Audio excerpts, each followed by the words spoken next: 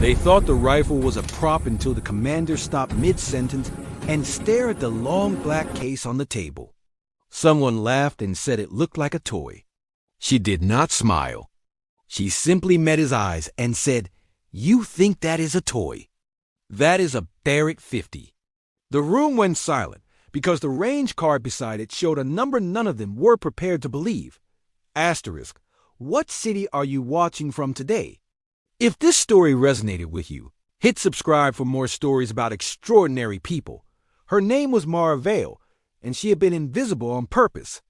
No rank patches that stood out. No stories told at the fire pit. She moved like support, spoke like logistics, and carried herself like someone whose job was to make others shine. The SEAL platoon had been pinned for 3 days in a valley that punished arrogance. Wind curled through the rocks with a mind of its own. Radios bled static, and every approach was watched. The commander needed a miracle. What he thought he got was a quiet technician flown in at dawn. Mara arrived with a small team and a single hard case. She asked for maps older than the satellite images. She asked for wind data the patrols never logged because it felt too minor. She asked for permission to climb where no one wanted to climb because it was exposed and slow. The commander nodded out of habit, already planning a different solution. He had seen enough sharpshooters to know their limits. No one broke records in a real valley with real consequences. The first whispers started when she laid out her plan. 3,247 meters from a ridge that punished mistakes. One shot at the window open. No follow-up, no second chance. A lieutenant tried to be polite and failed. Someone joked about the rifle being longer than the problem. The commander watched her hands instead of her face. They were steady, not stiff. Calm, not performative. She had the confidence of someone who already did the math and moved on. She did not argue. She did not defend herself. She asked one question that cut through the room. What happens to the unit if we wait another night?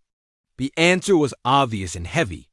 They would lose the valley or lose people. The commander felt the weight settle on his shoulders. He looked at the range card again. 3,247 meters. A number that belonged to competitions, not to rescue. As they moved to the ridge, the wind told its story in pieces. Gusts braided with thermals. Dust lifted and fell like it was thinking. Mara paused often, listening with her whole body. She adjusted her pack not for comfort, but for balance. She spoke only when it mattered, calling out shifts that the sensors miss. By the time they reached the firing point, the laughter was gone. What remained was a fragile trust built on watching competence do its work. She set the rifle with reverence, not ceremony. Every movement had purpose. The Barrett rested like an answer waiting for a question. She checked data twice, then once more, then closed the book. The commander asked if she wanted more time. She shook her head. Time was the one thing they did not have. She asked for quiet, and the ridge gave it. Down in the valley. The target moved like a habit, confident, protected by distance and terrain. The unit below waited, breathing shallow, counting seconds that felt like minutes. The commander watched the scope line up and felt his doubt fight with hope. He had trained men and women who were extraordinary, but this asked for something beyond extraordinary. This asked for belief. Mara breathed once and let it go. She was not thinking about records. She was thinking about angles and air, and the promise she had made to herself years ago when a mentor taught her that precision was an ethic, not a trick. She had been told back then that her hands were too small and her frame too light. She learned to answer with results and silence. The shot broke the waiting without drama. It was not loud in the way fear imagines. It was final in the way truth is. The round traveled through a world of variables and landed where it needed to land. The valley changed its mind. The watchers vanished.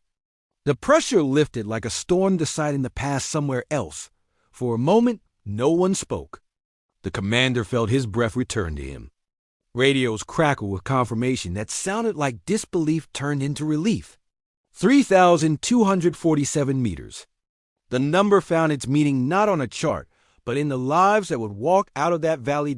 They moved fast after that. Extraction came clean. The ridge emptied. The hard case closed. On the flight back, the commander sat across from Mara and finally asked the question he should have asked first. Where did you learn to do that? She told him the truth without embellishment. From people who demanded humility. From failures that hurt more than success feels good. From choosing to be underestimated because it kept the work pure. He apologized without making a speech. She accepted without making it small. The record would be logged and debated, then argued over by people who were not there. What mattered was simpler. A unit went home. A lesson landed. Before they parted, the commander asked if she would stay and teach. She smiled, just a little, and said she already was. She would keep teaching by example, by preparation, by refusing to perform confidence for an audience. He watched her walk away and understood that leadership was not about who spoke the loudest, but about who was ready when silence mattered. If you carry anything from this story, let it be this. Mastery does not announce itself. It waits for the moment when it is needed and does the work without asking for permission. Doubt is loud. Preparation is quiet. The difference can save lives. What did this story make you feel? Where are you watching from? Subscribe to Soul Relief Stories for more real stories that heal the heart.